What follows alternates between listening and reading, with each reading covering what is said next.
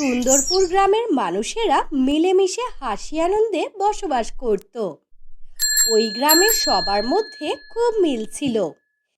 একে অপরের বিপদে সবাই এগিয়ে আসতো। সেই গ্রামে বাস করত তুলি নামের একটি ছোট্ট মেয়ে। সে তার মা বাবার একমাত্র আদরের সন্তান। একদিন তুলি তার মাকে বলে, মা, শীত পড়েছে, সবার বাড়িতে পিঠা পল্লের উৎসব চলছে, আর তুমি এখনো আমাকে পিঠা বানিয়ে দিলে না। প্রতিদিন সন্ধ্যাবেলা নুডলস রান্না করে দাও। আমি কিন্তু আজকে নুডলস খাবো না, আমার পিঠাই চাই। পিঠা খাবি? কিন্তু পিঠা বানানো অনেক ঝামেলার কাজ মা। আমি তোকে দুটো পিঠা কিনে এনে দিচ্ছি, তাহলেই তো হলো। না না, দুটো পিঠা খেলে আমার মন ভরে নাকি? আমার অনেক পিঠা চাই। আমি আজকে ঝুড়ি ভর্তি করে পিঠা বানিয়ে নিয়ে বসবো। আর হ্যাঁ, রাতে আমি কিন্তু ভাত খাবো না। আচ্ছা ঠিক আছে, আজকে তোকে আমি এক ঝুড়ি পিঠা বানিয়ে দেব। দেখি তুই কত পিঠা খেতে পারিস। কি মজা, কি মজা, আমি পিঠা খাবো। মা, আমি গেলাম বন্ধুদের সাথে খেলতে, তবেই না আমার খিদা বাড়বে আর পেটে অনেক পিঠা ধরবে। মেয়েটাকে নিয়ে আর পারি না, তার নতুন নতুন বাহানা লেগেই থাকে। সেই দিন তুলি অনেক খুশি ছিল। এরপর তুলি তার বন্ধুদের সাথে বাইরে খেলতে থাকে। তখন তার বন্ধুদের মধ্যে থেকে মিনা বলে, তুলি জানিস, ওই বাগানের পেয়ারা গাছে অনেক বড় বড় পেয়ারা ধরেছে। চল, আমরা পেয়ারা খেয়ে আসি। পেয়ারা খেলে আমি পিঠা খাবো কি করে?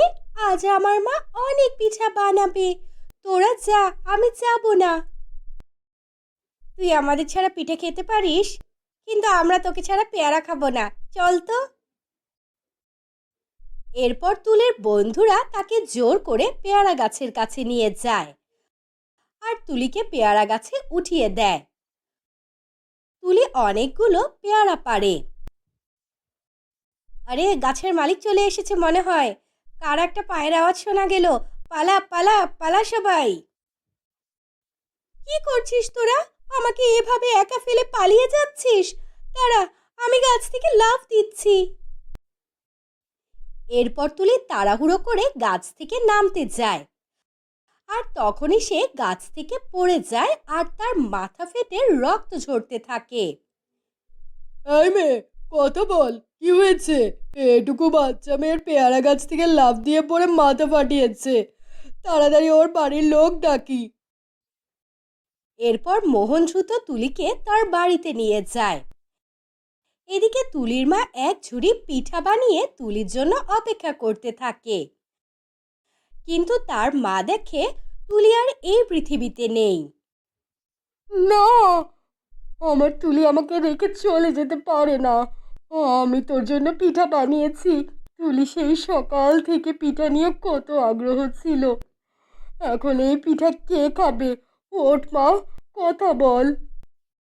তুলির মা বাবা কোনো মতে নিজেদেরকে শান্ত করতে পারে না। এই ঘটনার বেশ কিছুদিন পর থেকে তুলির আত্মা আশেপাশে ঘোরাফেরা করতে থাকে। পিঠা পিঠা গন্ধ পাই, কোথায় গেলে পিঠা পাই, আমার শুধু পিঠা চাই। হা হা হা হা হা। পিঠা খাবো, সাথে কোনো মানুষ পেলে তাকেও চিবিয়ে খাবো, কারণ এই মানুষের জন্য আজকে আমি পিঠা না খেয়ে ওপারে চলে গেছি। কাউকে ছাড়বো না আমি, সবাইকে শেষ করে ফেলবো। এই কথা বলে ডাইনি রূপী তুলির আত্মা গ্রামের ওপর দিয়ে ঘোরাফেরা করতে থাকে এবং সে একটা বৃদ্ধ বুড়ির বাড়িতে পিঠা দেখতে পায়। তারপর সে সেখানে দাঁড়িয়ে বুড়ির সবগুলো পিঠা খেতে শুরু করে। বুড়ি সেই ডাইনি রূপী তুলিকে দেখে ভয় পেয়ে যায় আর কাঁপতে কাঁপতে নিজের জ্ঞান হারায়। পরের দিন সকালে গ্রামের তোলপাড় হয়ে যায়। পিঠা কেকো ডাইনি ঢুকেছে গ্রামে। কাউকে ছাড়বে না ও, সবাইকে শেষ করে ফেলবে। কালকে ও আমার পুরো এক ঝুড়ি পিঠা শেষ করেছে। বুড়িমা, তোমার বয়স হয়েছে, আমার মনে হয় তুমি কোনো ভুল দেখেছ। আমাদের গ্রামে এর আগে কখনোই কোনো ডাইনির দেখা মেলেনি, তার উপর আবার পিঠা খেকো ডাইনি। তুমি যা বলছো ভেবে বলছো? ও, এখন আবার বয়সের দোষ দেখাচ্ছ? তোমরা সবাই সাবধানে থেকো, দেখবে একে একে তোমাদের ওপরও।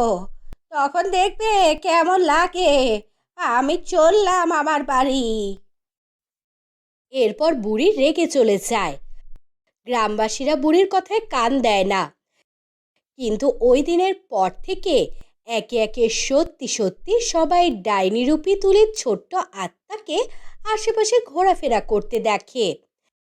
এটা দেখে গ্রামবাসীরা বিশ্বাস করতে শুরু করে। তখন শেফালি ভাবে, ওগো, আমার কিছু ভালো লাগছে না।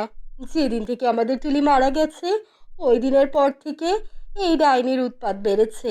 আর এই ডাইনিও পিঠা খেতে খুব পছন্দ করে। যার বাড়িতে পিঠা দেখে তার বাড়িতেই আক্রমণ করে। তুমি কি বলতে চাইছো? তবে কি এটা আমাদের তুলির আত্মা? হতেও তো পারে, এটা অস্বাভাবিক কিছু না। আজকে আমি আবারও পিঠা বানাবো, আর দেখব ও কিভাবে আমাদের বাড়িতে আসে। এরপর শেফালি সেদিন অনেক রকমের পিঠা বানায় আর ঝুড়ি ভর্তি করে পিঠা নিয়ে বসে থাকে। তখন তুলির আত্মা আড়ালে দাঁড়িয়ে বলে, মা, তুমি আমার জন্য পিঠা বানিয়েছো।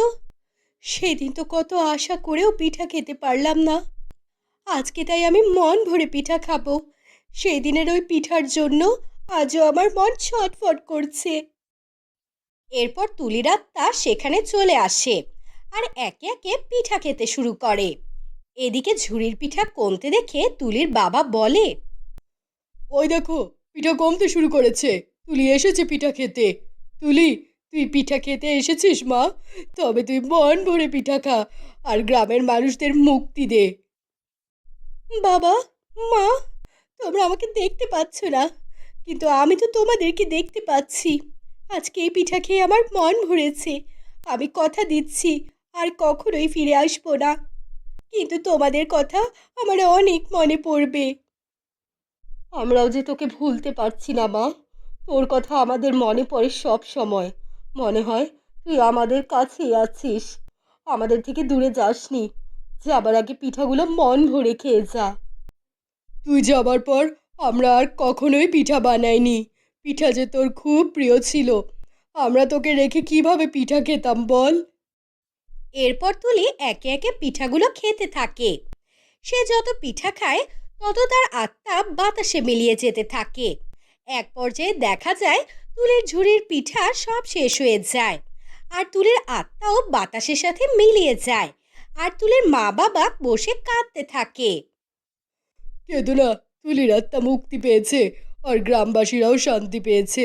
আর কখনোই ওকে এই গ্রামের আশেপাশে কোথাও দেখা যাবে না। আর গ্রামবাসীরাও সুখের শান্তিতে বসবাস করতে পারবে।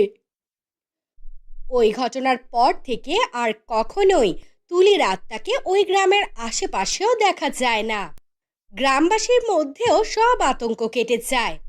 এরপর সবাই নির্ভয়ে পিঠা বানাতে থাকে আর এভাবেই তারা সুখে শান্তিতে বসবাস করতে থাকে।